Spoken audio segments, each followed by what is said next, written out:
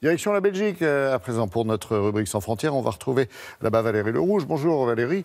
On va parler politique parce que dans une semaine, il y a des élections municipales en Belgique et que c'est un système qui n'a rien à voir avec le nôtre, je crois. Bonjour Laurent, bonjour à tous. Effectivement, prenons l'exemple de Bruxelles-Ville. 14 listes au municipal de dimanche prochain qui regroupent 413 candidats. Jusque-là, tout est normal. Les électeurs bruxellois peuvent voter pour une liste, comme en France, ou bien pour quelques candidats d'une liste, le numéro 5 sur la liste, le 13 et le 42e. Et si le 42e obtient beaucoup de voix, eh bien, il remonte dans le classement et peut être élu. Alors ça ressemble un petit peu à ce qui se passe dans les petites communes de moins de 1000 habitants en France, ce qu'on appelle le panachage. On fait du cas par cas, mais là c'est vrai pour tout le royaume, pour toutes les grandes villes. Alors évidemment, ça pousse ces candidats au poste de conseiller municipal à faire campagne pour lui-même autant que pour sa liste. Il y a donc autant d'affiches que de candidats, autant de flyers qui engorgent nos boîtes aux lettres et puis surtout, à chacun sa vidéo pour se faire connaître. Et dans le lot, vous allez voir, il y a quelques pépites. Reportage avec Sylvain Winance et Frédéric Furnémont.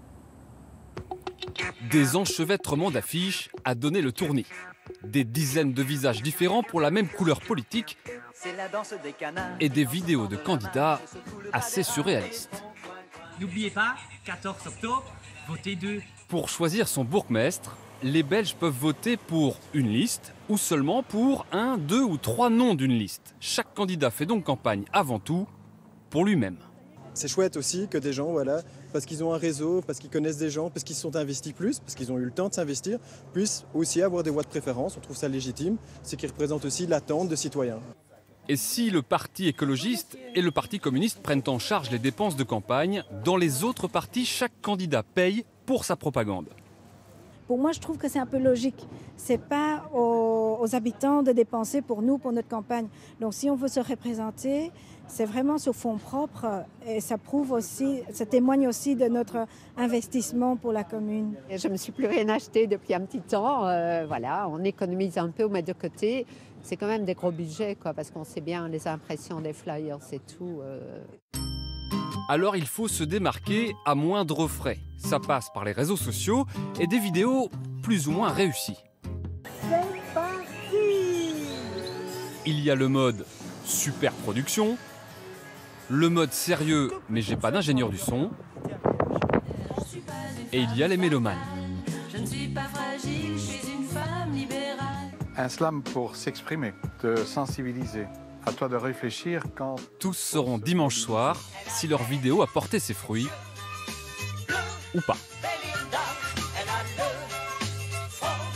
C'est carrément exotique et rigolo parfois, merci Valérie. Dites-moi, chaque candidat paye sa propre campagne, ce qui doit en limiter le nombre, non ?